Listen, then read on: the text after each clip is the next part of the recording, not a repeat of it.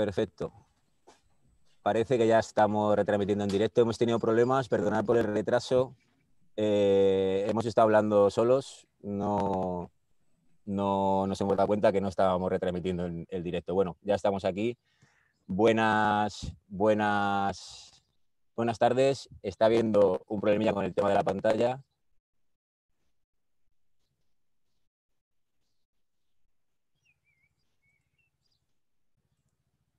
Vale, no, está todo bien, perfecto. Venga, pues nada, bienvenidos, buenas tardes a todos y a todas. Gracias por estar ahí, los que nos estéis viendo en directo. Espero que nos veáis en diferido, también se puede en el canal para verlo cuando queráis. Eso, bienvenidos a el tercer ciclo de las jornadas tituladas Cómo reforzar la resiliencia urbana frente al cambio global. Como he dicho, son las terceras jornadas ya. Estas terceras han costado en salir un poquito más, pero bueno, aquí estamos.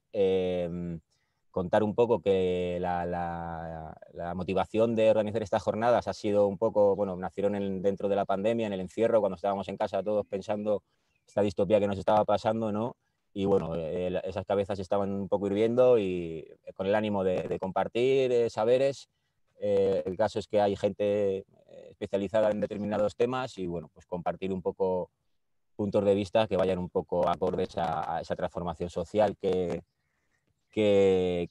parece que tenemos que tomar ahora más que nunca. Estamos en una situación un poco de emergencia, ¿no?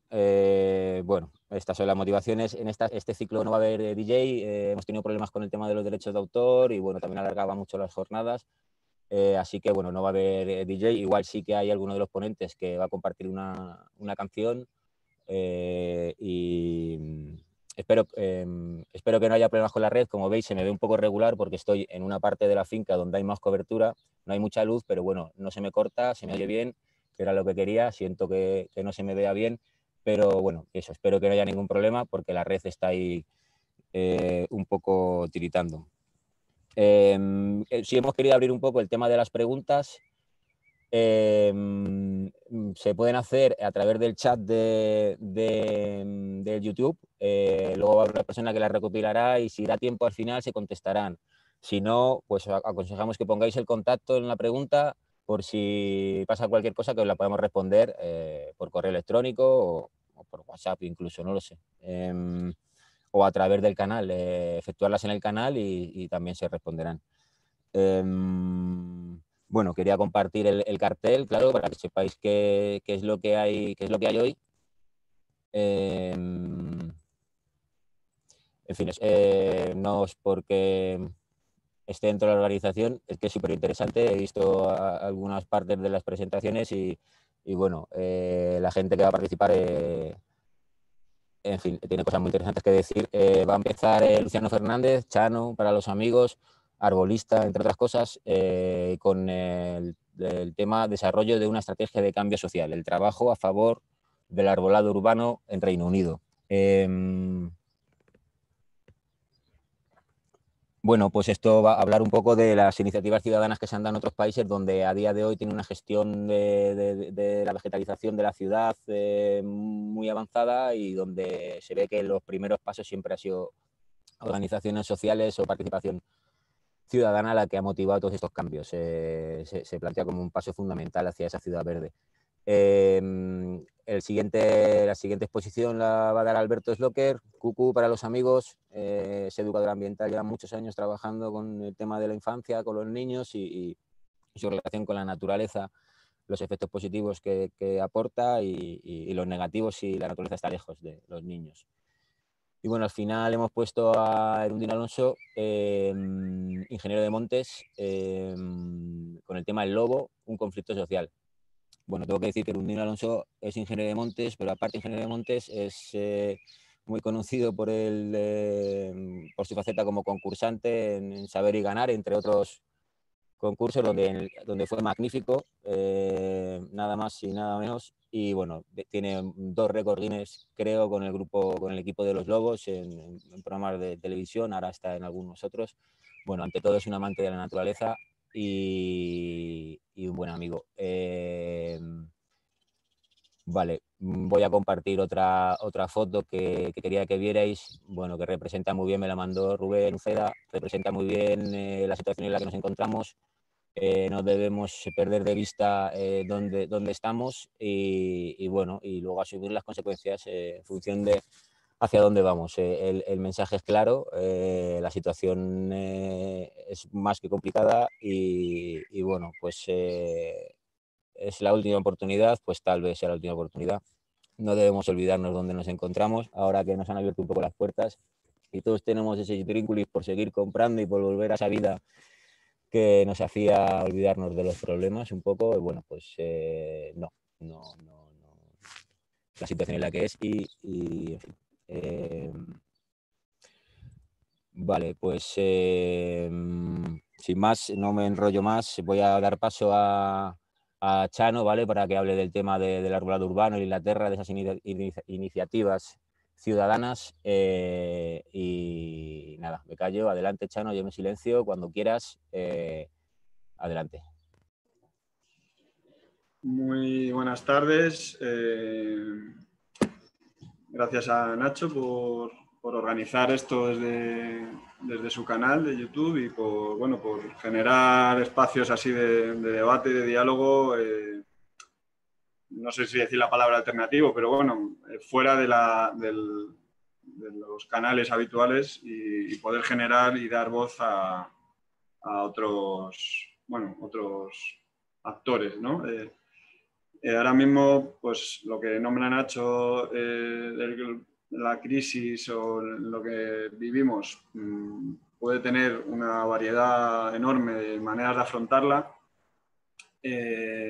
Cuando con ese título de la resiliencia pues empezó a organizar estas jornadas, yo pensaba sobre todo en cada uno el ámbito que tiene, que es el que conoce y donde puede ejercer más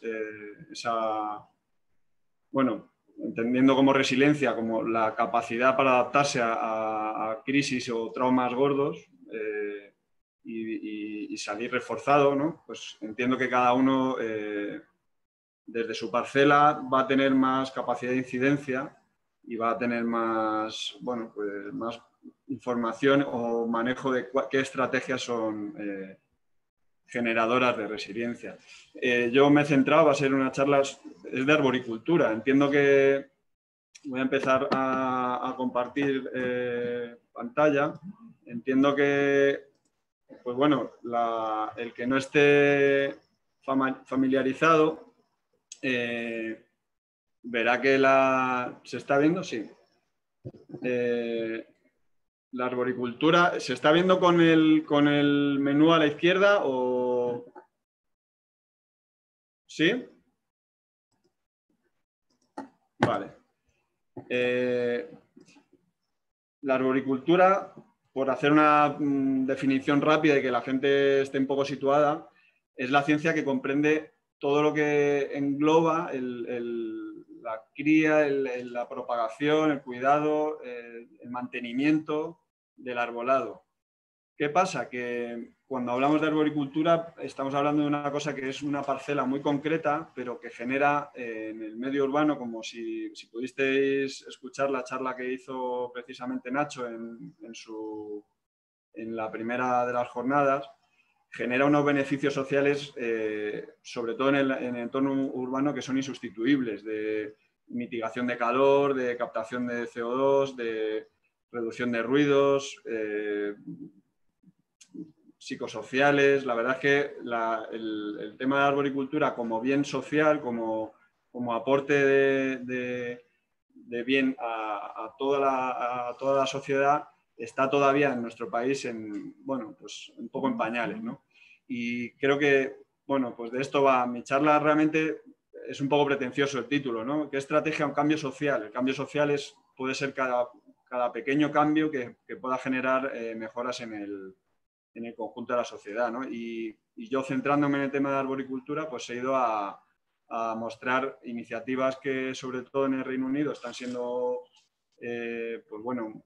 bastante interesantes y que para aquellos que no estén iniciados, a lo mejor les suena un poco a chino, para los que seamos del mundillo de la arboricultura, pues no, yo creo que las vamos a agradecer porque a veces se habla de cómo generar un bosque urbano o cómo hacer que los ayuntamientos se impliquen más en el arbolado y nos falta, pues esto, una estrategia, ¿no? Y por eso pensaba que esto podía ser interesante. El que quiera leer la definición, ahí estaba, ¿no? Y ahora, pues en el fondo, yendo a lo concreto, quería poner un ejemplo de cuáles son las razones que nos llevan a algunos a movernos en el tema de la arboricultura, ¿no? Que es, bueno, pues esta es una catalpa que hay, lo que se ve detrás es la casita de niños a la que va mi hija, Iva. Ya ha terminado, con 3 años ha salido, y este es un árbol que yo veía a menudo, todos los días.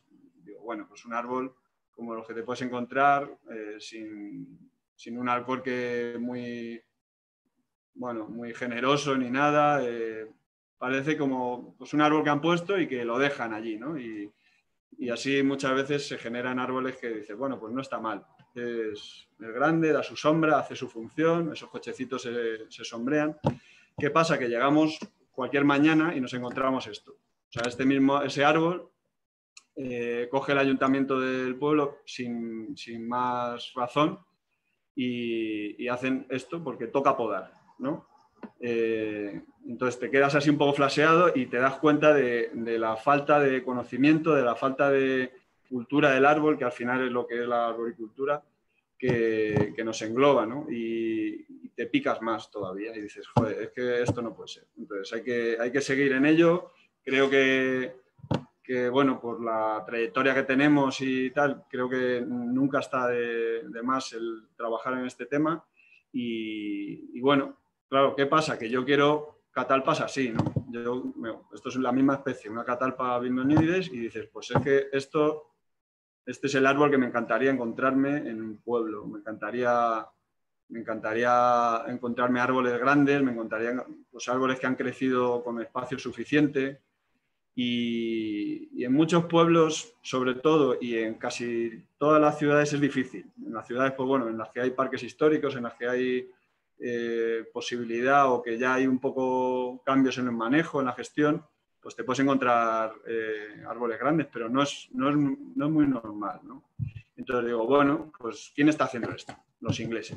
Entonces me pongo a investigar y todo lo que os voy a contar hoy es al final mi investigación sobre cómo trabajan los ingleses, la historia que llevan y bueno, pues imaginaos, ¿no? Ellos fundan la Asociación de Arboricultura, que aquí en España tiene no muchos años, 10, 15, 20, pues ellos la fundan en 1964. Entiendo que voy a intentar no caer mucho en comparar, porque es muy difícil comparar el Reino Unido, digo mucho Inglaterra, pero es el Reino Unido, ¿no? que comprende a Escocia, Gales y Irlanda del Norte con su conflicto. Pero entiendo que es muy difícil entrar a comparar por trayectoria. En el 64 aquí esto era una dictadura genocida, con lo cual es muy difícil imaginarse las comparaciones, ¿no? Qué hubiera sido, qué hubiera pasado. Voy a intentar no caer mucho en eso y sí que en fijarme en qué es interesante, ¿no? De la cultura del árbol en Inglaterra. Ahora mismo esos han evolucionado, han absorbido otras, la escocesa, como pone ahí. Bueno, han absorbido otras asociaciones y se han organizado, son muy fuertes. Ahora mismo, junto a Estados Unidos, que son los pioneros, lo que pasa es que lo que tienen en Inglaterra, que es más interesante, es que todavía tienen cierto estado de bienestar y todavía las instituciones, en pugna con ese liberalismo rampante, pues consigues que haya cosas públicas interesantes, ¿no? Desde hace, fijaos, desde el 78 tienen una organización que es el Consejo del Árbol, que ya agrupaba todas las asociaciones, todos los movimientos que trabajaban en favor del árbol. Tienen pues una trayectoria más amplia, ¿no? Quiero poner un poco eso en relevancia, ¿no? Este tipo de cosas que aquí hace años que parece que ya es un poco una cosa olvidada, ¿no? Lo de las plantaciones, lo de el tener voluntarios, el tener una cultura de repoblación, pues todavía es muy activa allí. Y sobre todo lo que me quiero centrar es en una organización que es esta, el Tree and Design Action Group, que es, como podemos decir, pues Grupo de Acción Diseño Arbolado, ¿no? Es la manera que han tenido de llamarlo. Se crea en 2006 y pretende dar un paso más adelante en este tema de coordinar a todo el mundo que esté trabajando en favor del árbol. Sus objetivos pueden ser aceptables por casi cualquier asociación. Lo que pasa es que ellos quieren llevarlo y yo creo que es lo interesante de lo que os quería mostrar en la charla de hoy. Lo consiguen llevar a la práctica de algún modo. Han desarrollado modos de acción que sí que lo consiguen. Dices, bueno, quiero promover soluciones integrales, quiero extender la asistencia que llegue a todas las localidades, que no sea una cosa de las ciudades o de los círculos así más ilustrados, sino que llegue a pueblos, que llegue a zonas pequeñas. Quiero que todo esté basado en evidencias, en pruebas. Concienciar, quiero hacer guías y que estén disponibles, que no sea pagando, que sea gratis, que sea disponible para el público. ¿Vale? Quiero poner en valor y quiero darme cuenta que tiene una relación con la economía muy importante. No hay que ponerle precio a todo, pero en cierto modo esa poda que os he mostrado, por ejemplo, de esa catalpa, en el fondo es un despilfarro de recursos, es una tontería, es una absurdez, ¿no? Sigo, objetivo 7, orientar a los que estén haciendo promociones urbanísticas. De nada sirve si no se tiene pues, con paisajistas, con arquitectos, esa relación, ¿no? Bueno, estos son los objetivos así principales que tiene la asociación. Como veis, los financiadores pues son propias organizaciones de las grandes que hay en el Reino Unido. Y luego funcionan mucho con donaciones. Hagan usted una donación y bueno, así se aseguran su independencia económica y que no se mezcle con el tema del negocio, ¿no? Perdonad, hay muchos miembros de muchas organizaciones y esto es lo que os quería mostrar. Desde empresas de arboricultura, esta es una lista de organizaciones o de gente de esas organizaciones que está involucrada en el Tree Design Action Group, ¿no? Empresas de arboricultura, pues muchas. Hay, como podéis ver, las que sean, ¿no? Todas ahí relacionadas con el mundillo de la arboricultura. Quería nombrar alguna interesante, porque fijaos que, por ejemplo, esta que se llama City Suburban Tree Surgeons, o sea, que son como cirujanos del árbol, City Suburban se llama, pues llevan desde el 72 trabajando. La cirugía arbórea, para algunos aquí en el Estado español, es una cosa que suena chino, pero ahí ya llevan muchos años trabajando y, claro, el background que tienen, el conocimiento, la experiencia, la ponen en valor, ¿no? Por ejemplo, ahora mismo ya están esta otra empresa, son ejemplos de empresas que he ido encontrando, ¿no? Formada en 2003, relaciona el mortgage con el seguro de las hipotecas, o sea, es como una relación entre tus propiedades y el arbolado que tienes, ¿no? Intentan darle valor a esto.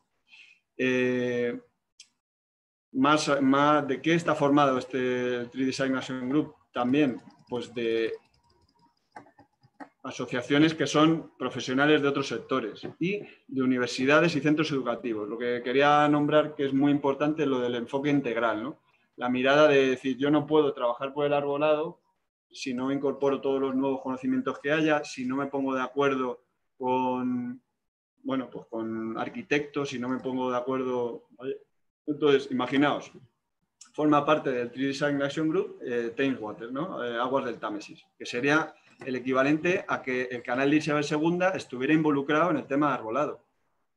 Todas las canalizaciones, lo hablaba en la charla que hizo Jorge, el tema de filtrado de aguas. ¿Por qué no vamos a coordinarnos y hacer un enfoque integral, ¿no? Por ejemplo, transportes de Londres, que sería pues, nuestro equivalente, el consorcio de transportes de la Comunidad de Madrid, pues decir, pues no, es que yo no puedo hacer, por ejemplo, esto. Es decir, esto es un ejemplo, ¿no? De árbol. En Madrid también hay este tipo de árboles, pero la mirada, es decir, la cantidad de conflictos y pequeñas, bueno, pues el árbol urbano tiene un conflicto con el espacio y por la seguridad. Esos son los dos grandes conflictos que se nombran en el mundo de la arboricultura. Más allá de eso, la estética es una cosa muy opinable y tal, pero el espacio es un tema que genera conflicto. Pues las fachadas, los alumbrados, el cableado. ¿Cómo no me voy a coordinar con quienes tienen poder o tienen que organizar eso? Igual con los transportes, el gálibo de un autobús, por ahí tiene que pasar un camión, tiene que pasar un autobús, habrá que coordinarse y que eso no suponga que, como molesta al árbol, hay que quitarlo. O no dejemos que los árboles crezcan en el pleno desarrollo que puede tener un árbol como puede ser este, ¿no? ¿Qué es Streetwalks UK? Una cosa que también está integrada en el Tree Design Action Group, pues toda una asociación que representa el sector de trabajos de calle. ¿Que tengo que abrir zanjas? Pues coordinémonos, hablemos de las raíces, mantengamos un protocolo de cuidado en los trabajos que se hagan de zanjas, ¿no? Bueno, pues todas estas cosas me parecieron tan interesantes que digo, esto hay que compartirlo, ¿no? ¿Qué hacen sobre todo? Hacen guías, ¿no? Guías y recursos. Guías de selección de especies, te las puedes descargar. Están, bueno, muy interesantes. Una guía para los que toman decisiones. Esto es muy interesante porque dice un ayuntamiento, vale, yo quiero esto en mi pueblo. Fijaos que hacen un poco este juego, ¿no? Decir, vale, yo quiero tener un mercadillo que tenga un arbolado interesante. ¿Cómo lo pongo en práctica, no? Entonces hicieron una guía muy interesante que está también descargable, que son de 80 páginas, porque el trabajo con la administración es otro de los puntos clave. Están incluidos, el borough es como el distrito, ¿no? De distintos distritos de Londres, en Edimburgo, en Birmingham, distintas ciudades están incluidos en el Tree Design Action Group. Entonces, ¿qué les proponen? Pues conviértete en un champion. Para ellos champion es otra acepción que he conocido, no es campeón, es como un adalid, ¿no? Alguien que defiende el arbolado.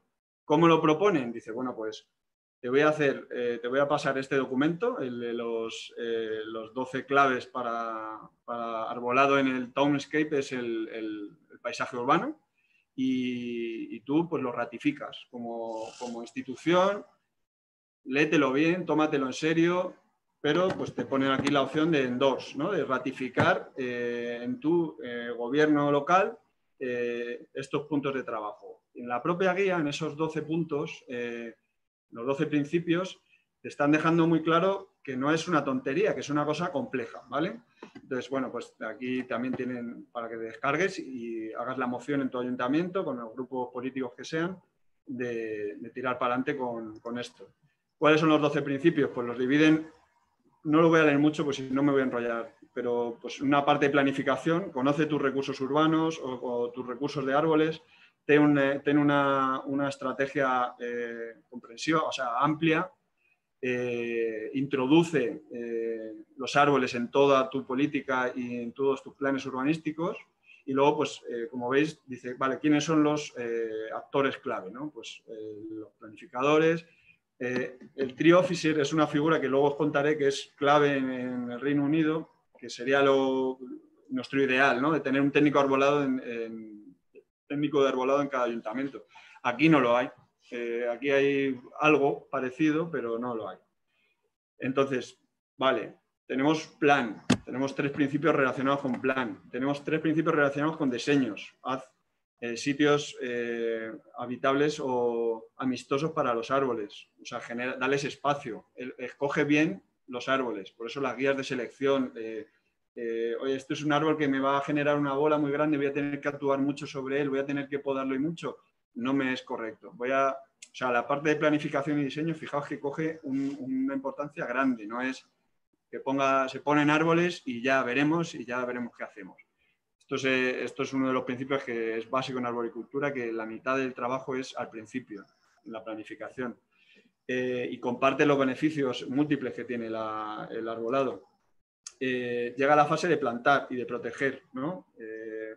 Genera un árbol sano, hazlo bien. ¿Quiénes son los actores clave? Pues volvemos al dueño los dueños de las parcelas, las comunidades y el oficial de arbolado, el técnico de arbolado. Dales suelo, aire y agua. No vale poner un árbol si no hay un alcorque suficiente, si no hay un riego suficiente, si no hay luz suficiente. Entonces, esto es una parte de mantenimiento y es una parte de generar pues árbol sano, no es poner el árbol, es hazlo bien, ¿vale? Y crea pues personas interesadas. Hay muchos ejemplos de cómo en ayuntamientos pues de repente involucran al vecindario a decir, bueno, pues a ver, podemos hacer turnos con los vecinos para que en esta fase inicial, que es la más importante, la de arraigo de los árboles, la de plantación, pues haya gente turnos para riego o que estén atentos a ver si está pasando un poco de estrés hídrico a algún árbol. Parte final o parte ya de una vez tengo instalado el arbolado, gestiónalo y monitorealo, ¿no? Ten el aproximamiento a una gestión del valor, que es el ASID, ¿no? Es lo que os decía, decir, es que los árboles tienen un precio. Es una infraestructura, como decía Nacho, es una infraestructura verde, gana, es casi las únicas, ya lo dijo él, de las infraestructuras que ganan con el tiempo. O sea, el resto de infraestructuras se degradan. Un árbol gana. Cada vez tiene más posibilidades, más tamaño, más volumen, hace más trabajo. Bueno, pues esto todo hay que gestionarlo. No te niegues al riesgo. Aquí, por evitar el riesgo, quitamos árboles. Es decir, no, pues date cuenta del riesgo y gestiónalo. Gestiona el riesgo. El riesgo cero no va a existir en el arbolado. Nadie lo puede imaginar así y ojalá nos alejemos rápidamente ya de esa visión. No hay riesgo cero en un arbolado, pero eso no lo hay con nada, con lo cual no le vamos a echar la culpa al arbolado de todo. Y luego, pues, ajusta la gestión a las necesidades, ¿no? Hazlo bien. Lo que decía, riesgo cero no existe. Esto es la explanada de... Bueno, tiene un nombre, ahora lo veremos. Esto, puesto en un titular, en un periódico, en una página, o que se lo encuentre la gente, puede suponer pues bueno, miedos, puede suponer pues, decenas de comentarios. Imaginémonos ahora con las nuevas tecnologías cómo puede circular esta foto y mira lo que ha pasado, mira este árbol. Si tú le das demasiada importancia a eso, estás quitando todo el tema de los beneficios del árbol en favor de solo los problemas que muy ocasionalmente, recordemos que es más fácil que te caiga a veces un rayo o que te atropellen coches, es 1000 veces más fácil a que te caiga un árbol. Entonces, ¿cuál es la solución? Concienciación. Son muy buenos en ello. O sea, fijaos que, bueno, pues tienen ahí su calendario de actividades, de charlas, de mover información. Y luego, por ejemplo, Victoria en Bagne se llama esa zona, ¿no? Es una zona paralela al Támesis. Esto es un poco una zona cerca de donde cayó ese árbol. Pues este fotomontaje es una cosa que se ha hecho como modo de concienciación y es famoso, ¿no? Es decir, tenemos estos árboles, es un poco tramposo porque es un poco sensacionalista, pero es decir, ¿qué pasaría si los quitamos? O sea, ¿cómo es, ¿no? ¿Cómo es esta ciudad si los quitamos? Pues, bueno, pues olvidémonos, hay que gestionar, hay que saber gestionar y hay que convivir con el árbol. Más cosas que hace el Tree Design Action Group, estudios de casos. Es muy interesante lo de los estudios de casos. No me voy a liar mucho. Tienen una guía entera que se llama No Trees No Future a escala mundial. Se fijan en cómo han hecho en Seattle. Pues venga, vamos a hacer una guía de cómo han hecho en Seattle. Aquí veis todas las categorías de estudios de casos que tienen. ¿Cómo han hecho en Estocolmo para el tema de suelos? Tiene que tener el suelo una compactación que no sea demasiada para que la raíz se extienda. Pues vamos a estudiarlo y vamos a poner su caso, ¿vale? Y luego experiencias concretas. Muy interesante esto. Pues el oficial del árbol de un distrito, pues tenían este problema. Aquí no había árboles y los de las tiendas de esta zona no querían que hubiera árboles. Entonces él les dijo, bueno, venga, os voy a hacer una simulación con una especie que he escogido, un tipo de ciprés especial, ¿vale? Esta es la simulación, lo pusieron en la biblioteca del distrito durante una época, la gente opinó, hicieron pues una lluvia de ideas y bueno, pues ganó. Dijeron, sí, vale, lo aceptamos, ¿no? Y más tarde lo plantaron y bueno, pues con el paso del tiempo, pues así está, más o menos. Esto es un poquito más adelante en esa misma calle. Han hecho pues una acción de decir, no voy a evitar el debate, voy a polemizar y voy a ofrecerte, pues gracias a estas herramientas, esto que estamos viendo de fotomontaje, lo llaman visualizaciones, que son bastante pioneros ellos en esto, y vamos a hacerlo para que la gente entienda que no es te va a tapar tus tiendas, sino que bueno, puede convivir el árbol, ¿no? Ahí entra la figura esta que os nombraba, ¿no? Forma parte, no me voy a enrollar mucho más, forma parte de los 3D Designation Group esta figura, ¿no? Las asociaciones, voy a lo del asociacionismo, que creo que va a enlazar un poco con otras charlas como una de las claves. Asociaciones de oficiales del árbol, la de Londres, la municipal, la nacional. Vale, bueno, estas son sus páginas. ¿Qué es un tree officer? Un oficial del arbolado. Pues no me ha dado tiempo a traducirlo. Pues alguien que se encarga de proveer consejo experto para la gente, para la gente implicada, proteger a los árboles tratados, dar consejo en aplicaciones, supervisar el mantenimiento. Sí, parece que los árboles es la poda, ¿no? Es que hay otras 200 actuaciones. El tema de sanidad, el tema de usar sistemas de información geográfica para analizar que tengamos un inventariado de cada distrito. Bueno, pues se les da un poder que aquí pues no tenemos esa figura, ¿no? Estamos un poco fuera. Bueno, esto es un artículo, voy terminando. Sabes que Londres, bueno, todo el mundo, al final hay un poco polémica con esto de los árboles, de qué ciudad es la que más árboles tiene, qué tal, ¿no? En Madrid llegaron a decir esto, ¿no? Es la capital europea con más árboles, con cerca de 300.000. Bueno, luego pasaron unos años y de repente descubrieron esto, que el 25% de los árboles de Madrid son viejos, no arraigan o están enfermos. ¿Queremos árboles en cantidad o en calidad? Yo creo que la respuesta cae por su peso, ¿no? Estos son avenidas, son unos cuantos ejemplos de cosas del Reino Unido. Árboles grandes, árboles... También ellos tienen una suerte que hay más árboles disponibles, autóctonos, que son capaces de adaptarse a ese clima, ¿no? O sea, aquí no podemos hacer una avenida de abedules preciosa, nos costaría mucho. O tener castaños de este tamaño en cualquier lado. Aquí hay microclimas para el castaño, ¿no? Pero ¿qué podemos intentar? Copiarnos en las ideas, en la actitud. Sobre todo para mí es la actitud. Son ejemplos, ¿no? Entonces, algunas conclusiones que saco, objetivos, pues, ¿qué me quedo del 3D Action? Pues el impulso a la divulgación, la información, la formación, que se salga del oscurantismo de hay que capar, los árboles te caen, los árboles pues mira ese árbol qué grande está. Esto es como de edad media, joder. Entonces, eso es clave.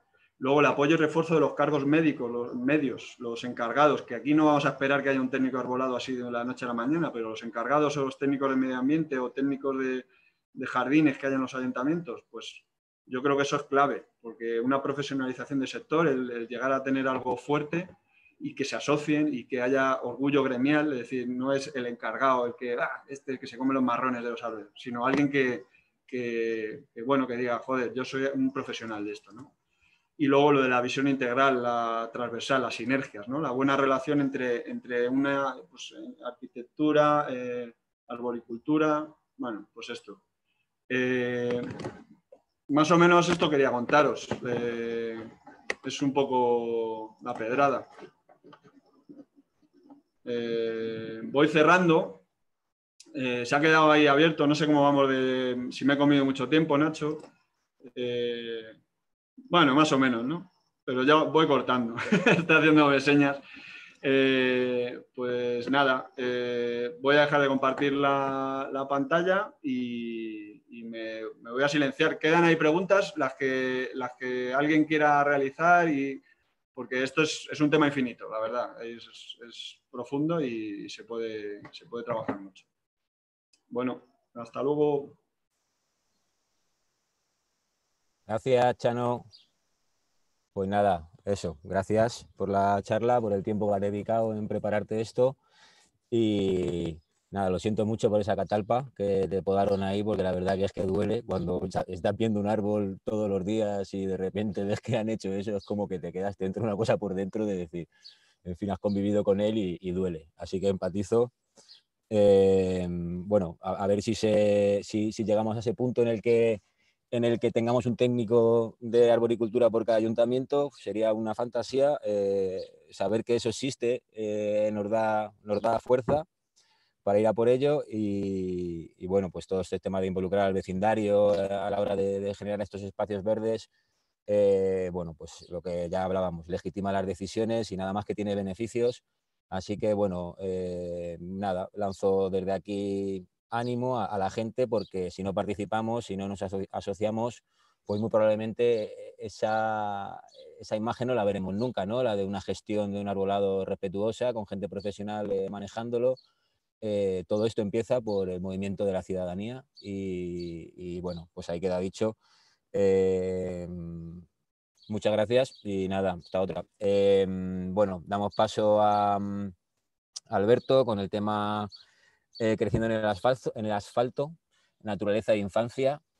Bueno, Alberto Sloker, él es educador medioambiental y lleva un mogollón de años trabajando con niños y niñas en medios naturales y bueno, pues tiene una imagen muy completa de lo que la naturaleza aporta a los niños o los efectos negativos que causan los niños cuando los alejamos de la naturaleza en entornos como puede ser muchos colegios de Madrid o en fin.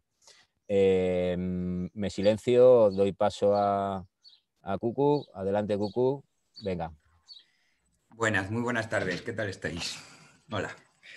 Bueno, estoy muy nervioso, eso lo vais a ir notando a lo largo de la charla. No me lo tengáis muy en cuenta, porfa, y vamos para adelante.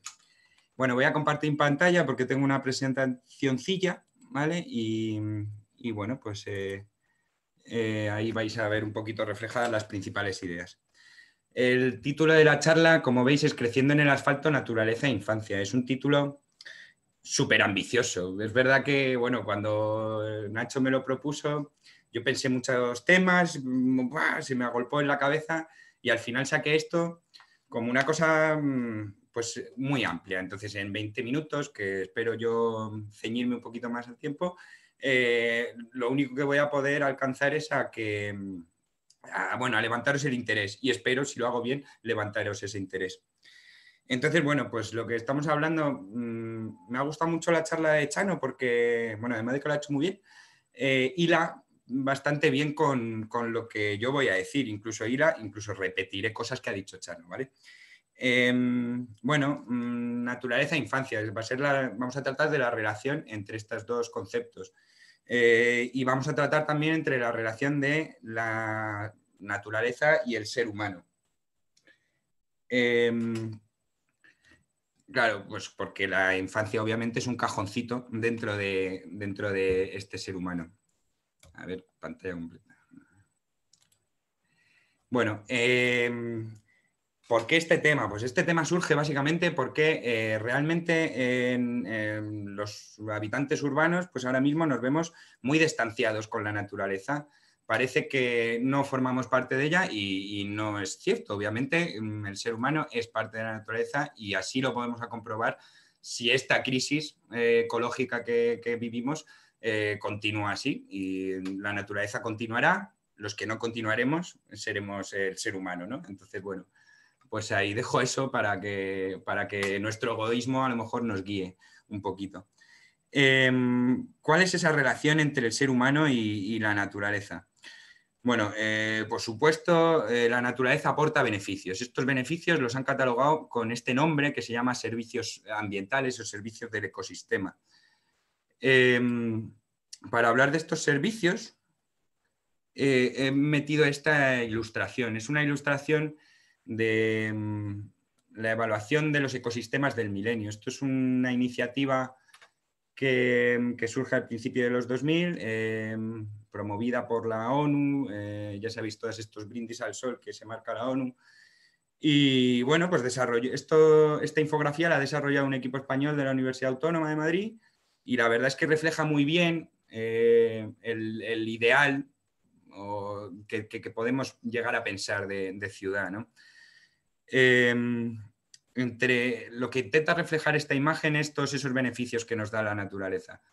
¿Qué beneficios son? Los catalogamos en 3 diferentes cajones, ¿no? Uno es el de servicios de abastecimiento, que son muy fáciles de explicar porque son todas aquellas materias primas que extraemos de de la naturaleza, no solo materias primas como tal, sino también podría ser un servicio de abastecimiento por la energía solar o la energía hidráulica, todas esas cosas bastante objetivamente, vamos, muy palpables. Y digo palpables porque ahora me meto en el otro cajón, que es el cajón de los servicios de regulación. Estos servicios, en mi opinión, no sé si estará sesgada por mi visión de biólogo, pero bueno, en mi opinión son los más importantes. Los servicios de regulación básicamente definen los procesos de funcionamiento del ecosistema y esos procesos para nosotros como especie animal pues obviamente son vitales.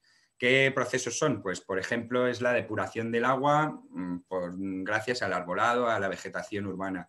Es la polinización, es el control de los depredadores, el control biológico que ejercen los depredadores. Por ejemplo, está la bandera que está en primer plano, pues todos los mosquitos que come. Esto será muy importante a la hora de hablar de salud, lo veremos un poquito más tarde. Y por último, otro tipo de servicios que ofrecen la naturaleza, la biodiversidad en concreto, son los servicios culturales. Estos servicios son meramente humanos, ¿no? Son una construcción mental y los que podéis ver representados ahí, pues es un tipo con un telescopio mirando pájaros, pues el bienestar que este tipo recibe de esa observación, la educación ambiental, podrían ser el asistir a un huerto urbano con tus abuelas o tus abuelos y cultivar, pues todos esos beneficios mentales, ¿no? que extraemos. No por ser una construcción mental del ser humano, va a ser menos importante para la salud. Y eso es lo que vamos a ver un poquito ahora. ¿Cuál es la relación principal entre la salud y el medio ambiente? Lo digo así en global, salud y medio ambiente, para que tengáis un poco en cuenta que todo lo que afecta a la salud de una persona adulta se incrementa, incrementa su impacto en una persona, en un peque, ¿no? en un niño o una niña, ¿vale? Lo que os muestro aquí es la llamada pirámide de naturaleza. Bueno, la pirámide de la naturaleza la desarrollan dos psicólogos ambientales. Bueno, las raíces de esto están en los años 80, pero luego se ha ido desarrollando mucho más. Y es una analogía a la pirámide de la nutrición, ¿no? Sabéis que esta pirámide de la nutrición pues tiene en la base los hidratos de carbono que debemos comer todos los días, X raciones. Un poco por encima pues tendríamos las proteínas o las legumbres que hay que comer también en bastante cantidad, pero a lo mejor un poco menos. Bueno, pues esta pirámide funciona igual. Y lo que intenta definirnos es la necesidad de naturaleza que tiene el ser humano. Entonces vamos al nivel más básico, al nivel de la base. A la izquierda veis la escala geográfica y a la derecha la frecuencia con la que se han de hacer esas actividades. En una base muy importante, ¿no? Que debe ser, que es la que realmente nos va a marcar luego el bienestar mental, estarían las actividades más que necesitan una frecuencia diaria y que necesitan ser realizadas en tu entorno inmediato, como pasear al aire libre, que te vayas al parque, que te vayas a ver pájaros, que puedas disfrutar de una plantita por el mero hecho de su estética, ¿vale? Un poquito más arriba ya tendríamos unas experiencias un poco, y va subiendo en intensidad, ¿vale? Pues si en la base de la pirámide tuviéramos el paseo por el parque del barrio, pues en el nivel inmediatamente superior lo que tendríamos es pues, el paseo por el parque regional, el parque de tu región, el parque natural más cercano que tengas. Y de esa manera va aumentando hasta que veis que en el último escalón tendríamos pues, las pirámides, las experiencias de mayor intensidad, pero que obviamente pues, o por sus características, pues porque son más caras o porque están más lejos, pues no las vamos a poder realizar con la misma frecuencia, ¿no? Y pues tenéis en esa cúspide viajar a una naturaleza lejana. Pues irte a Yellowstone a ver el oso y los geysers ahí, pues claro, pues es algo que obviamente no puedes hacer todos los días. Pero en cambio, pasear por tu parque y echarle un vistazo a las plantas que te rodean, pues es algo que sí puedes hacer todos los días y que realmente te da unos beneficios muy, muy, muy grandes, ¿vale? Vamos a ver eso luego con un poquito más de profundidad. Si la pirámide de la naturaleza era un aspecto exclusivamente de lo que llamamos psicología ambiental, no todos los impactos de la naturaleza son tan, por así decirlo, etéreos, ¿no? Hay algunos impactos mucho más objetivamente, mucho más objetivos y mucho más de más peso fisiológico, vamos a decirlo así. En esta infografía lo que tenéis es un esquema del cuerpo en el que podréis ver a qué partes del cuerpo afectan los diferentes factores que veis en la parte de arriba.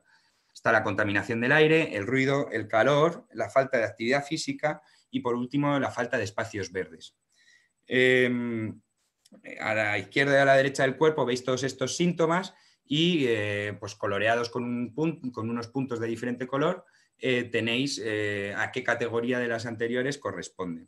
Si os fijáis, como era de esperar, la contaminación del aire tiene un impacto gravísimo, un impacto muy importante en todo lo relacionado con el aparato respiratorio. No es de menos, ¿no? O sea, parece de cajón, de cajón de madera de chopo, que diría mi profesor. Además de relación con el aparato respiratorio, por supuesto, como veis, tiene muchas relaciones con los otros sistemas, ¿vale? Si nos vamos al apartado del calor, que es un apartado que quiero poner bastante hincapié, veis que uno de los efectos más importantes es la reducción del rendimiento cognitivo, las lesiones y accidentes en el trabajo y, por último, un nacimiento prematuro o el menor peso de los bebés al nacer, ¿vale? Bueno, estos efectos es algo que vamos a tener que tener muy en cuenta a partir de ahora porque, como sabéis, estamos en un estado de emergencia climática, el cambio climático nos está, bueno, pues ya se está manifestando con impactos muy graves y lo que estamos observando actualmente pues es el impacto de la isla de calor, que es la isla de calor urbana, que como explicó Víctor en la pasada reunión, en la pasada conferencia, pues tiene unos impactos en la ciudad gordísimos por todo este calor que absorbe pues las superficies cementadas y que encima luego refleja por la noche. Por lo tanto, la biología del ecosistema urbano cambia absolutamente respecto a los ecosistemas rurales, ¿vale? Y bueno, pues esos efectos se van a incrementar a lo largo del tiempo, es de esperar, por supuesto. Luego tenemos otro efecto muy gordo, que es el del ruido, la contaminación por ruido. Yo muchas veces la paso por alto, no la tengo tan en mente como los otros factores, pero es muy importante. Sobre todo es muy importante a nivel psicológico, a nivel de enfermedades mentales y a nivel de estrés, ¿vale? Es algo que vamos a tener que tener muy en cuenta. Y esto, cuando lo traslademos al diseño de los entornos urbanos y a los entornos escolares, sobre todo, lo vamos a tener que traducir en la implementación de barreras acústicas. Estas barreras acústicas, las más efectivas, se ha comprobado, son vegetales, ¿vale? Por llevarlo un poquito a mi terreno, ¿vale?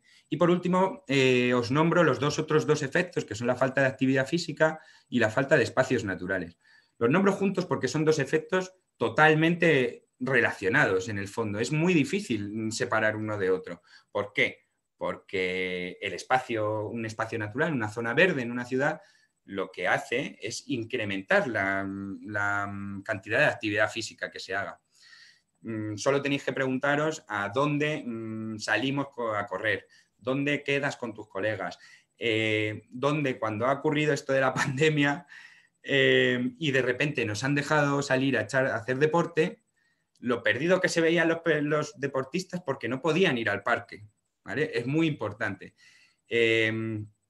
Por lo tanto, si tengo zona verde, fomento la actividad física y fomento, como este cajón, que esta actividad física prevenga un montón de efectos nocivos a la salud, como puede ser la obesidad, que es uno de los problemas más gordos de nuestra infancia, ¿vale? Voy a continuar porque si no me lío y os aburro.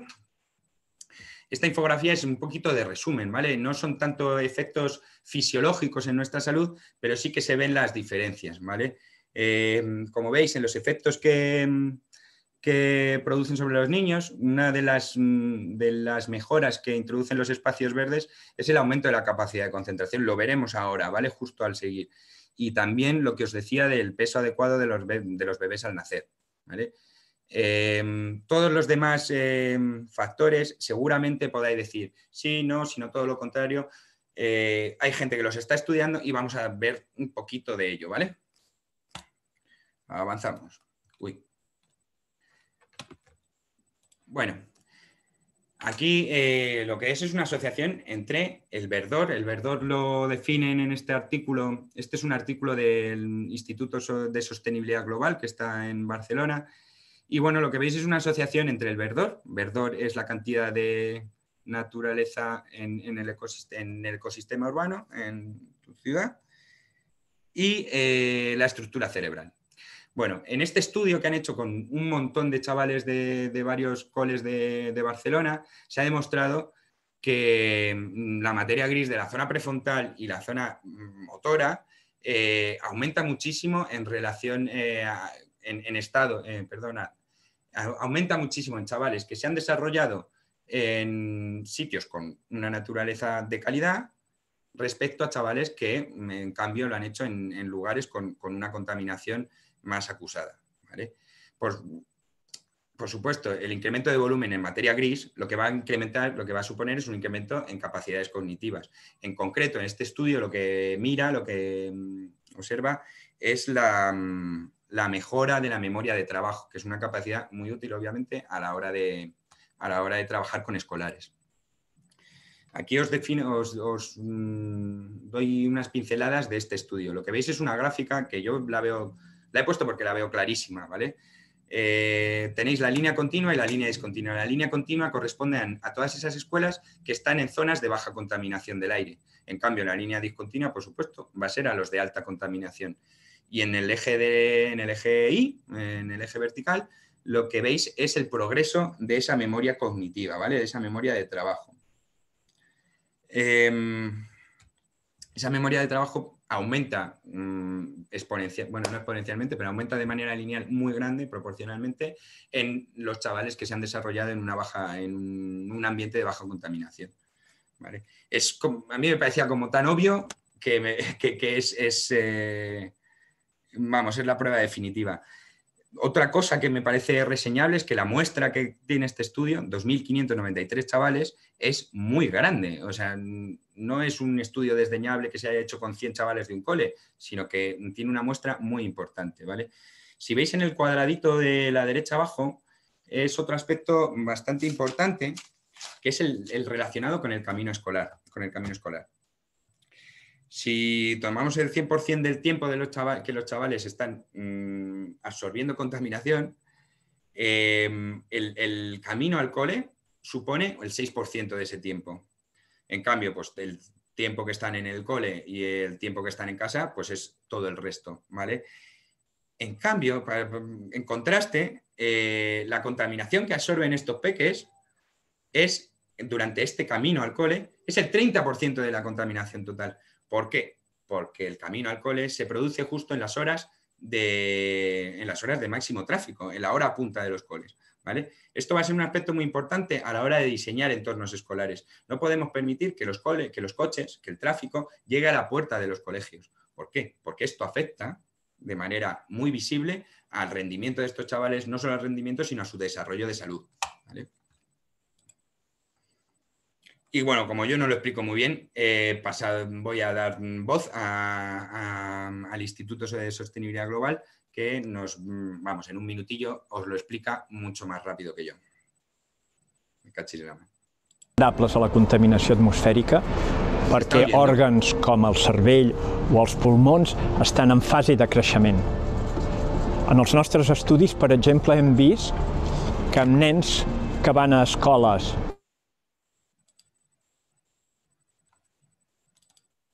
està més enlentit que amb nens que van a escoles on hi ha menys trànsit. Nosaltres hem descobert que l'impacte de la contaminació atmosfèrica és a molt curta distància. De manera que on hem d'intervenir és just al voltant de les escoles o en el trajecte que fan els escolars. Què podem fer? Reduir cotxes, evitar que la descàrrega dels nens i la recollida dels nens es faci just enfront de les escoles o fins i tot crear murs vegetals amb arbres perquè sabem que això redueix els nivells de contaminació.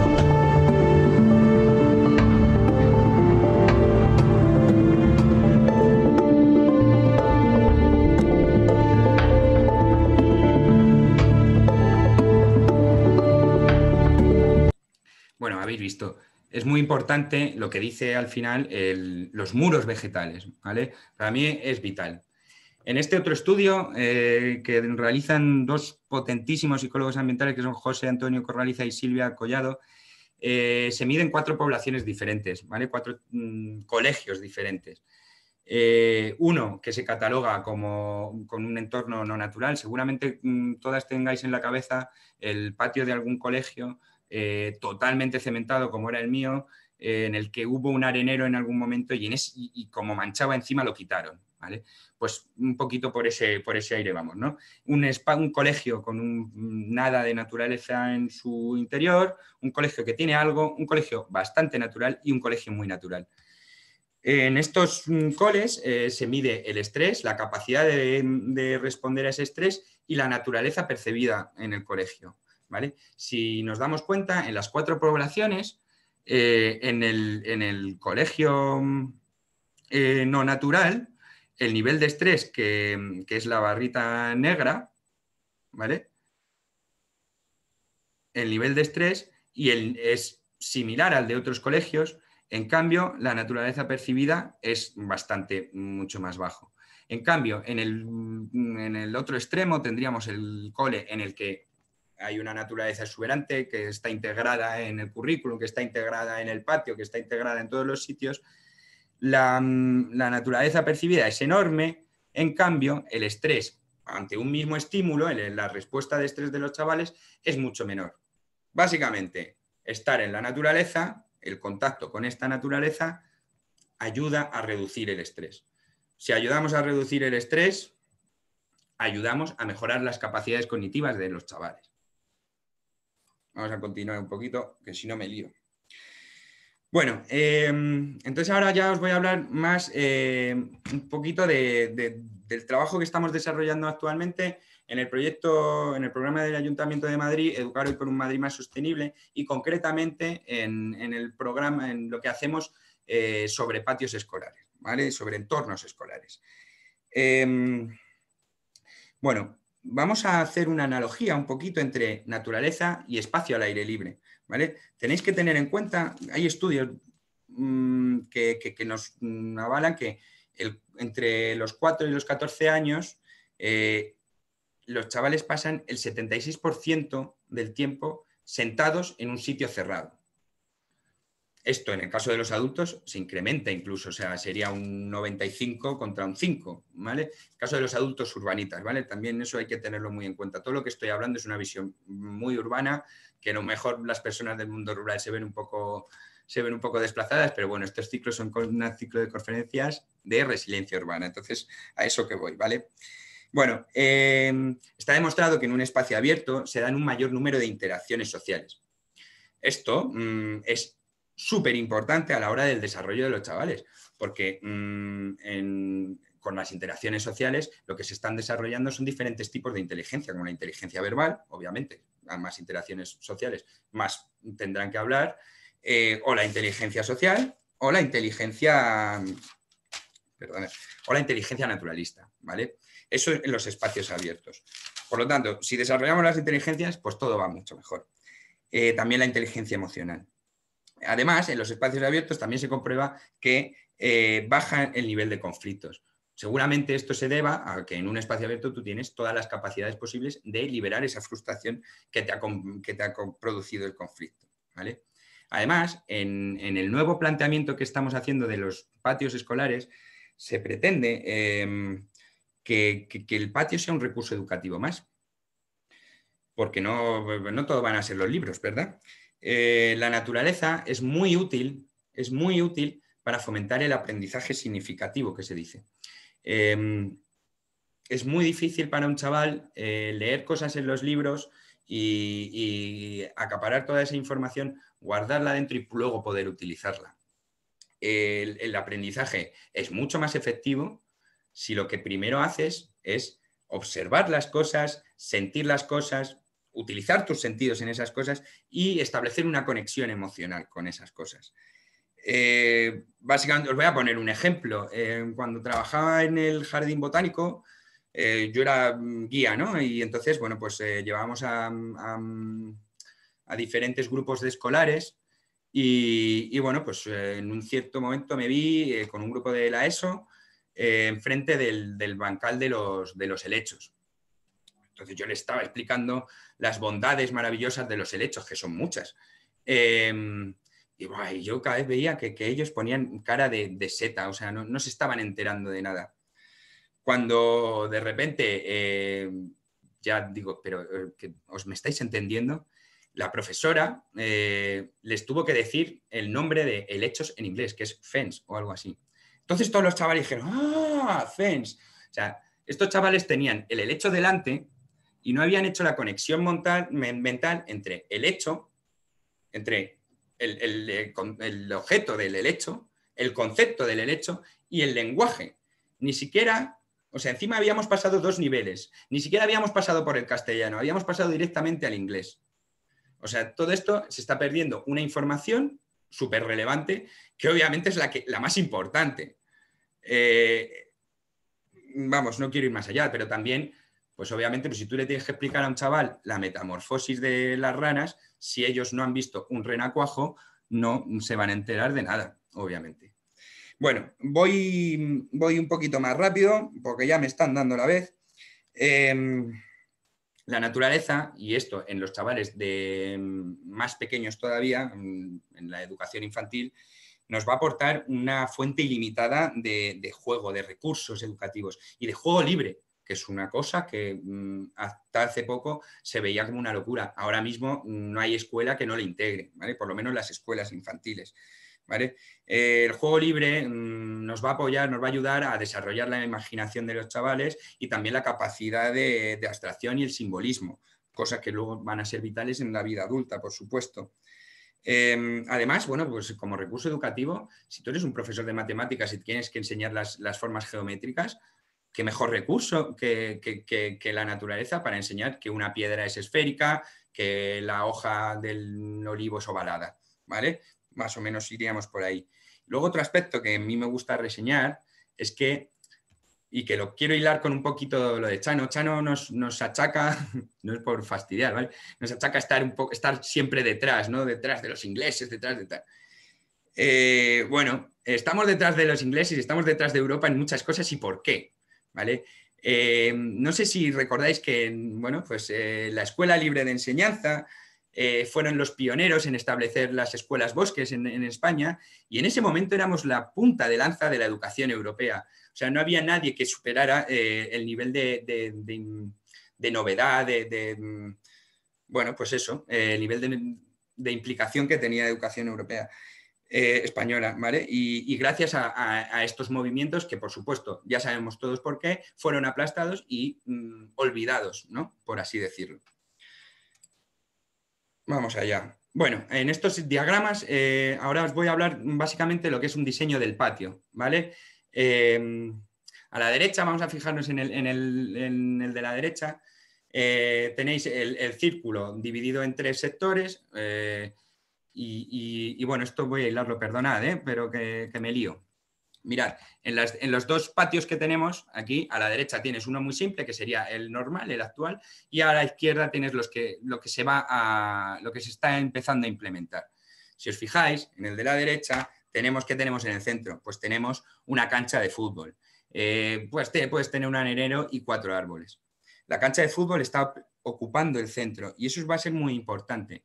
Uno de los trabajos que hacemos mucho con los chavales es un mapeo colaborativo de dónde se encuentran, dónde normalmente se ven ellos en el patio. Les damos unos botones rojos a los chicos, azules a las chicas, y ellos se colocan en el patio un poquito donde quieren. Cuando al final de la actividad, normalmente es súper patente cómo las chicas se sitúan en los márgenes del patio, en las zonas tranquilas, y en cambio los chicos lo que acaparan es la zona activa, la zona del centro, ¿vale? Bueno, pues es un ejemplo de cómo el diseño afecta no solo a la naturaleza, que es lo que estábamos viendo, sino a temas de inclusividad, ¿vale? Que es muy importante. Y también a temas de accesibilidad. Obviamente, una persona minusválida, vale, me puedes poner una rampa para entrar en este patio, pero ¿qué puedo hacer luego yo en este patio? ¿Vale? Seguimos. Voy a ignorar un poquito esta diapositiva, que es muy extensa.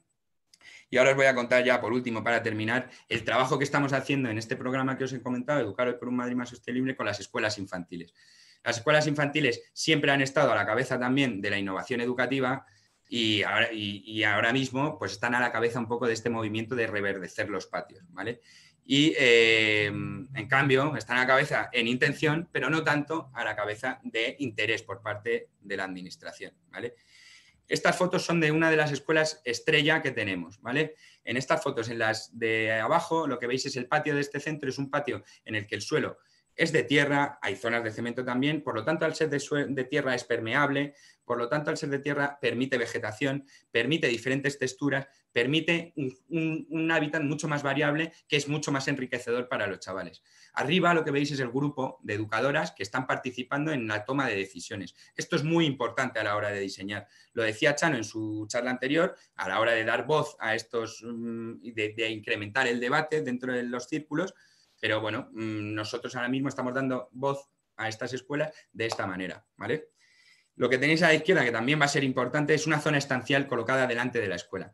¿Por qué? Porque en muchas escuelas tú sales a la calle y de repente ya tienes los coches.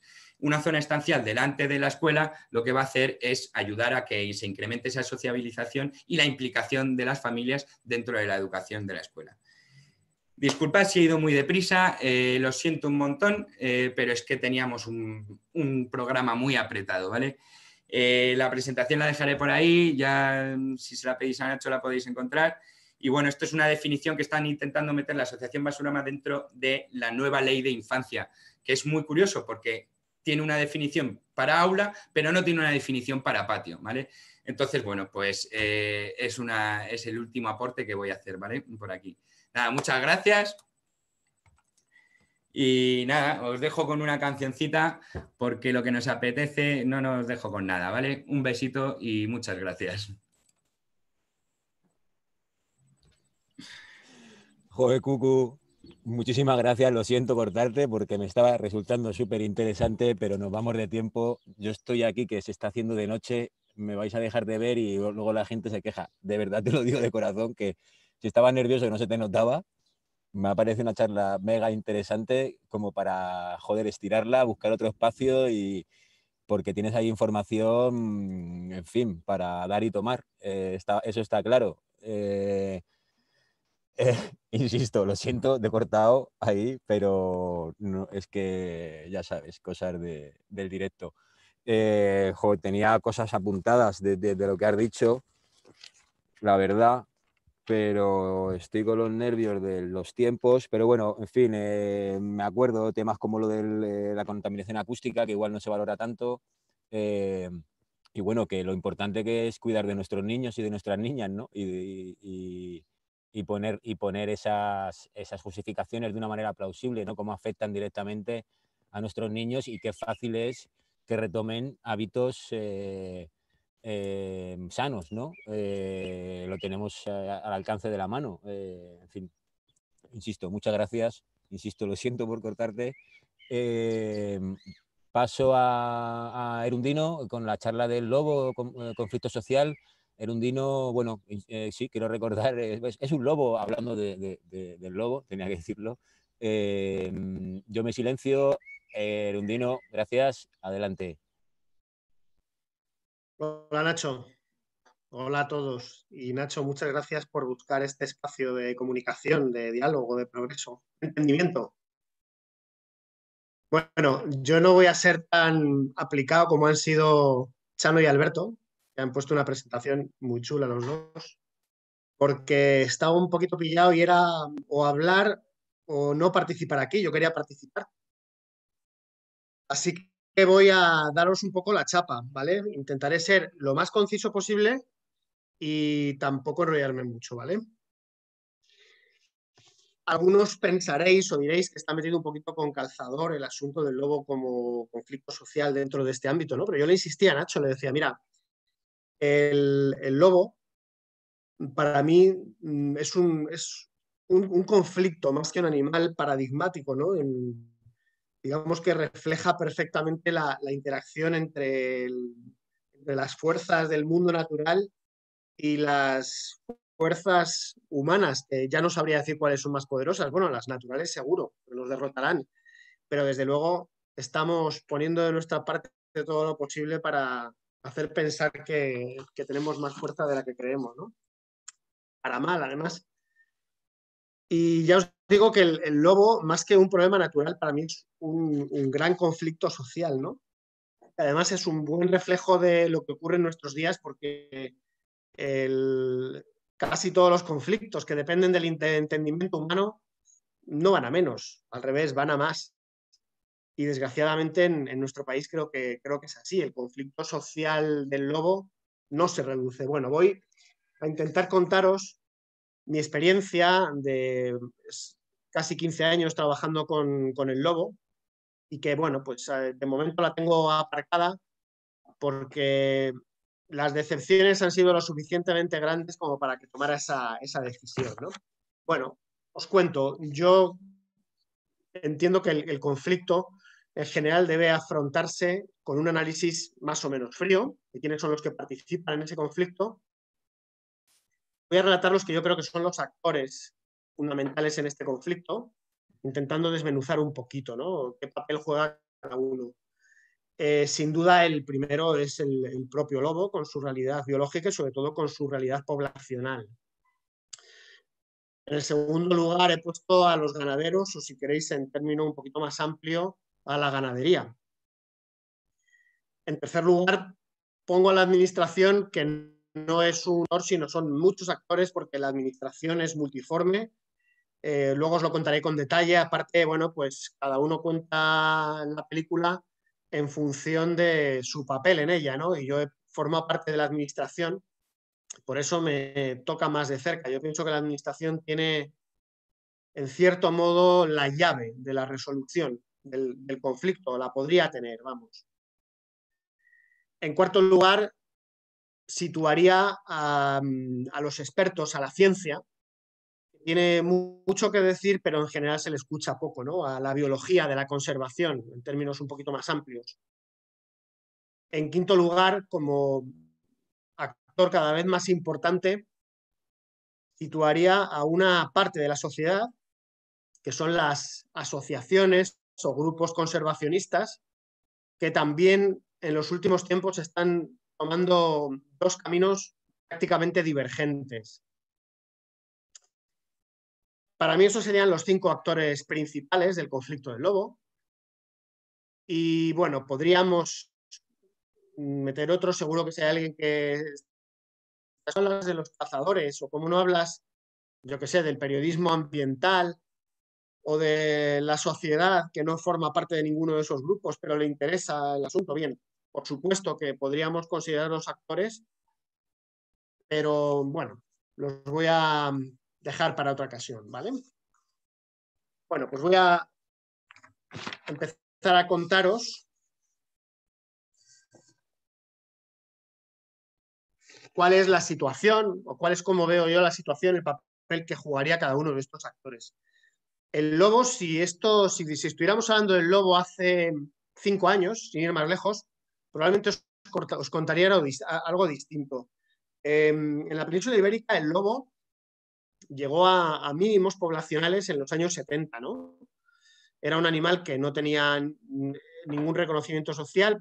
El lobo bueno era el lobo muerto, incluso la administración llegó a pagar por cabezas de lobo muerto. Se le consideraba un enemigo, sin más, no formaba parte o no jugaba ningún papel que al hombre le mereciera un valor, ¿no? Eso se revirtió en los años 70, que es más o menos cuando en España empieza la conciencia conservacionista en esa época, y se juntaron 2 o 3 eventos importantes, como fue la concienciación social del problema que generaban los venenos, como método que se empleaba habitualmente para la eliminación de lobos y otros animales a los que se denominaban alimañas, ¿no? El caso es que cuando el lobo empezó a dejar de sentir la presión tremenda que tenía o que sufría por parte del hombre, pues él solito se encargó de ir retomando muchas zonas que había abandonado.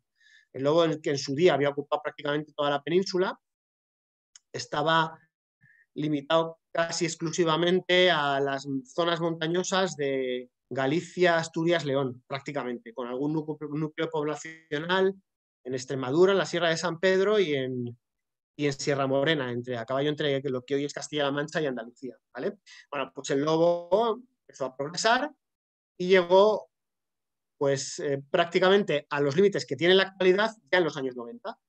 Es decir, se extendió mucho hasta la Sierra de Gredos, que la ha alcanzado así brevemente. Y os decía que hasta hace 5 años, o no sé, hasta hace 8 o 10 años pensábamos que el lobo estaba bien, seguía progresando, sin embargo, se ha atascado. La dinámica poblacional del lobo nos dice que no progresa, sobre todo en la parte oriental de su población. No sabemos o no se sabe muy bien por qué no progresa el lobo por el País Vasco, por qué no progresa el lobo por Burgos. En Soria, ¿qué es lo que ocurre? ¿Qué hace que el lobo llegue a Soria y sin embargo no sigue progresando hacia el oriente cuando aparentemente el medio le es favorable, ¿no? Guadalajara, que es donde yo he trabajado, es otra gran incógnita. Y luego el límite al sur es la Sierra de Gredos. Supongo que la pasará en no mucho tiempo, pero sin embargo no acaba de hacerlo, ¿vale?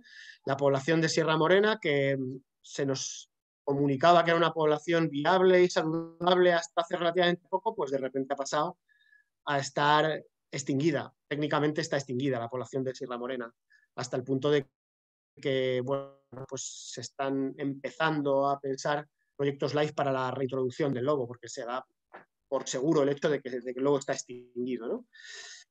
Y cuando hablo de la península debería hacer una alusión específica a Portugal, que aunque geográficamente es continuo con España, sin embargo, las poblaciones de Portugal están muy condicionadas por factores propios de allí, pero sobre todo porque el centro, el núcleo poblacional del que se nutre Portugal, al fin y al cabo está en España, ¿no?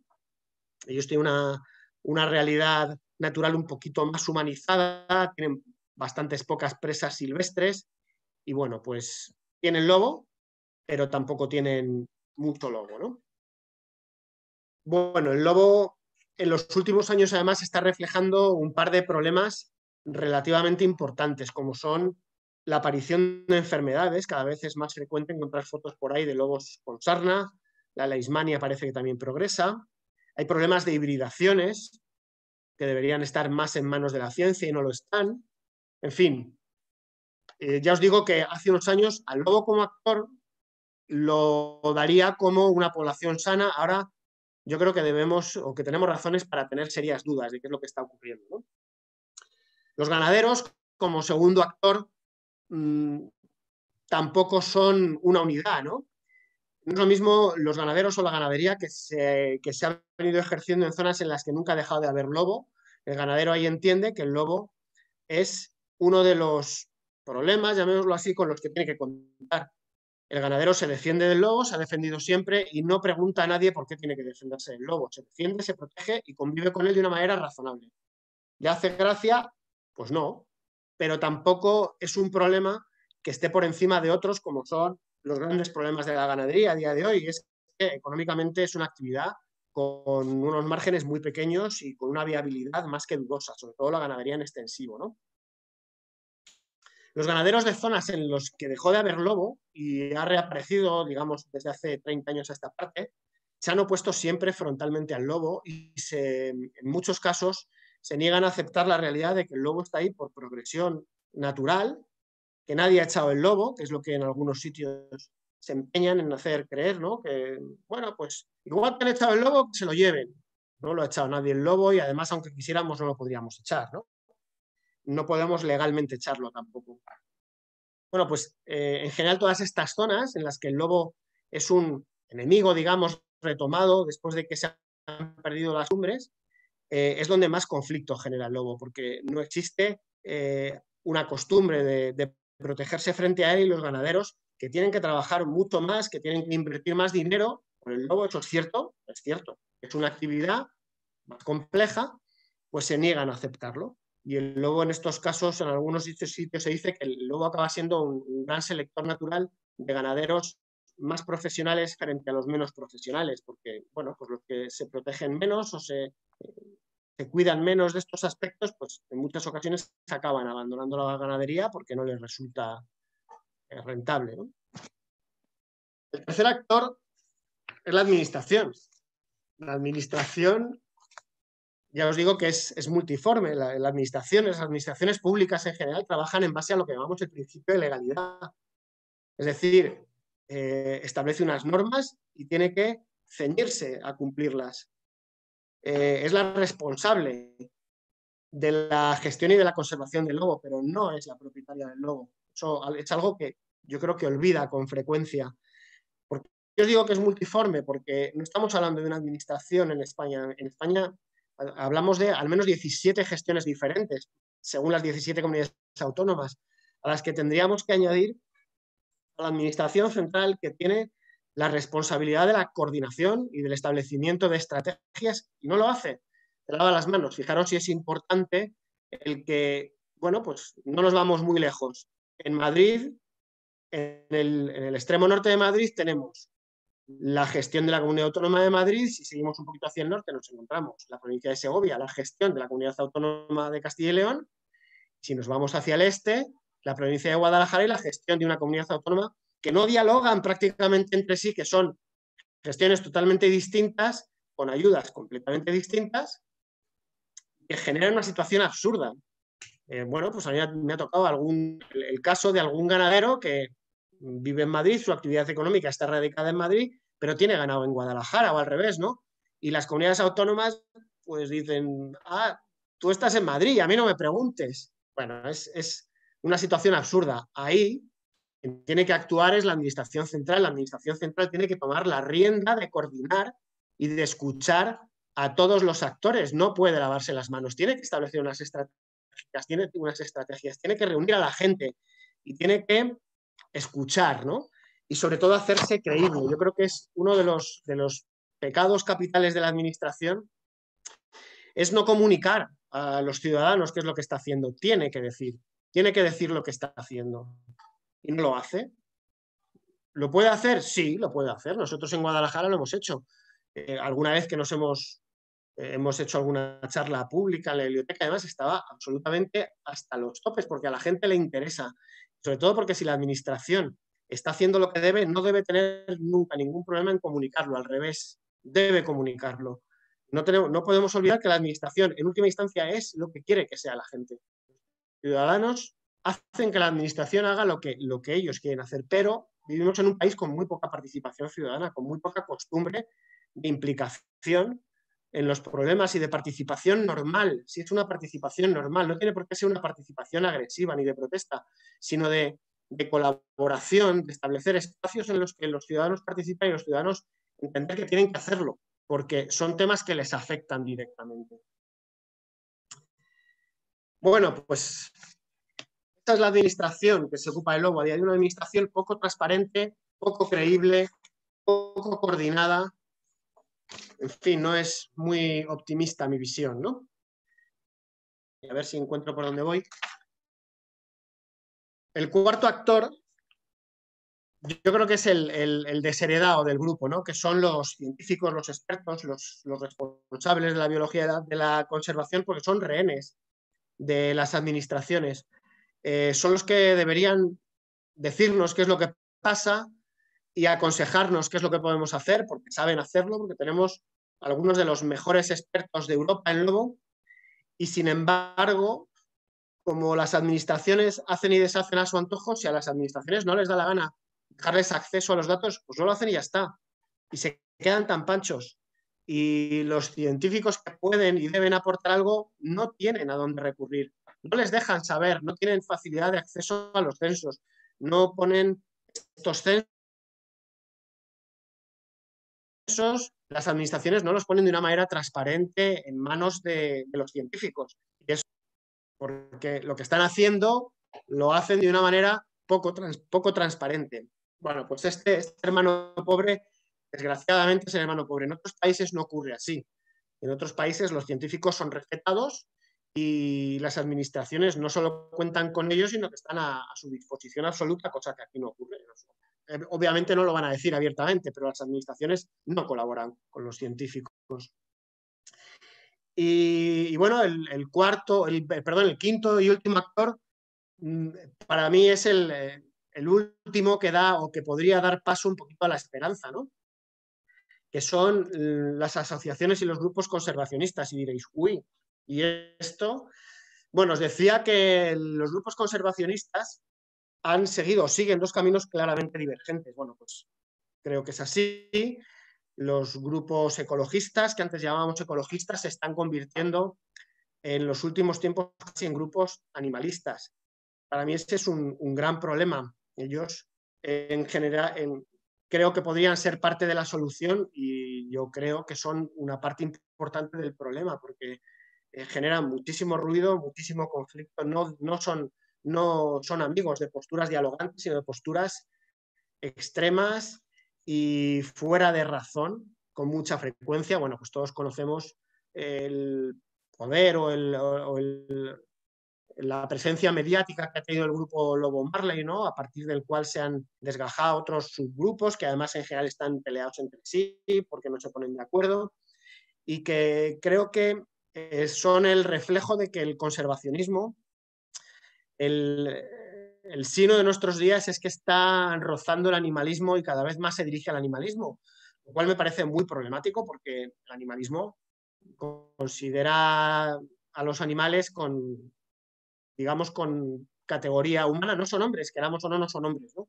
Y sobre todo porque están muy alejados en general de la ciencia y de lo que podría ser el diálogo y las posturas intermedias. ¿Por qué os digo que creo que podrían ser la esperanza? Bueno, hay otros grupos conservacionistas que sí que entienden que tienen que tomar la rienda y últimamente además lo están haciendo y están generando espacios para el diálogo. Yo, y con esto voy a terminar, creo que el paso o la ventana a la solución debe pasar por el diálogo y por los foros que se llaman de mediación. La mediación es una vía de solución de conflictos, no está inventada recientemente, hace mucho tiempo que se emplea, por ejemplo, en la vía de la solución de separaciones matrimoniales o de conflictos laborales, bueno, pues en el campo de conflictos de este estilo, ¿no? De la conservación, del medio ambiente, son perfectamente válidos. Y hay alguna asociación que creo que ha crecido mucho con el tiempo en credibilidad, en presencia. Yo particularmente he trabajado y de una manera muy satisfactoria con WWF. Creo que es una asociación que no deja la ciencia de lado en absoluto, no olvida para nada que está en manos de la sociedad, de los ciudadanos, y ha tomado la rienda de dirigirse a ganaderos, a la administración, a otros grupos conservacionistas, en fin, a todos los que creen que pueden tomar o que pueden decir algo en el conflicto para intentar ponerlos de acuerdo. Yo creo que es el camino. Los foros en los que he podido conocer me han parecido de progreso. Por supuesto, hay algunos miembros de los grupos que he mencionado que no quieren el diálogo, no quieren el entendimiento, viven del conflicto y lógicamente van a intentar torpedear esto.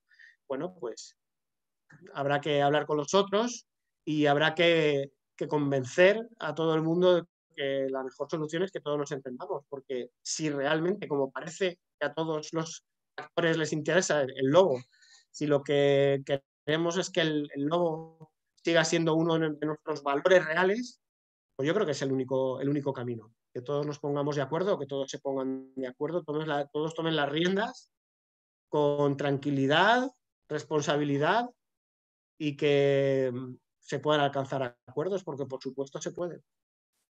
Nacho, ¿me enrolla mucho? ¿Qué va, Erun? El que menos estás enrollado. Ya te puedes haber enrollado un poquito más. Podría haber traído alguna foto. Creo que he cumplido los 15 minutos de manera estricta. De verdad que me disculpo porque tengo alguna presentación, pero claro, tenía que adaptarla de manera seria, porque el público se lo merece y me hubiera gustado compartir alguna fotografía chula y demás. No hace falta, en fin, ha resultado chula. Yo es lo que tengo que decir, pero además lo siento así. Ha sido súper interesante porque digamos que hay información privilegiada un poco, bueno, por lo menos para mí. el tema de la dinámica poblacional. Yo, en mi caso, pensaba que el lobo se estaba extendiendo de una manera más o menos homogénea y que bueno, estaba ganando la batalla, y parece ser que no, que hay otra vez obstáculos grandes que no permiten su extensión de una manera normal. Me ha llamado mucho la atención también la forma de plantearlo, pues, ya lo decía el título, ¿no? Que es un conflicto social, ¿no? Podíamos simbolizar la naturaleza y el ser humano, ¿no? en este tipo de conflicto, ¿no? Del lobo. Nacho, si el lobo no se comiera ovejas, no le interesaría a casi nadie. Así será. Pues, en fin, ha sido muy interesante. ¿Qué cosa me ha parecido también curiosa? El tema del quinto bloque, ¿no? El tema de las agrupaciones. Ahí es donde igual tenemos que incidir en reconstruirlas de alguna forma, que sean una herramienta clave para ese avance, ¿no? Como tú lo has planteado. Y bueno, todo este tema de que, bueno, yo lo relaciono con que vivimos un poco tiempos reaccionarios, ¿no? Más que revolucionarios. Tenemos que sentar un poco la cabeza y, bueno, encontrar ese punto otra vez de encuentro entre todas las personas que parece que ahora no estamos dispuestos a encontrar. Sí. Claro, es un llamamiento a la participación y al diálogo. O sea, yo creo que la gente se implique es bueno y es necesario. Y tiene caminos interesantes para implicarse que no requieren coger el hacha de guerra en absoluto. Al revés. Y sobre todo de la mano de la ciencia. Tenemos científicos estupendos que además participan en estos foros y que los estamos mal empleando. Bueno, esto igual lo que hace falta es un poco de mesura, de tranquilidad, porque los profesionales sí están, digamos que los recursos humanos los tenemos, ¿no? Hay gente muy capacitada en este país. Igual solo falta ordenarnos un poco y, bueno, vivir en entornos naturales también facilitaría el diálogo, ¿no? Según Alberto. ¿Verdad? Así que, bueno, por mi parte voy a poner vista de galería para que nos veamos todos, ¿vale? No saquéis un moco ahora porque ahí... Nacho, tenemos una pregunta en el chat. Tenemos una pregunta en el chat. Ole.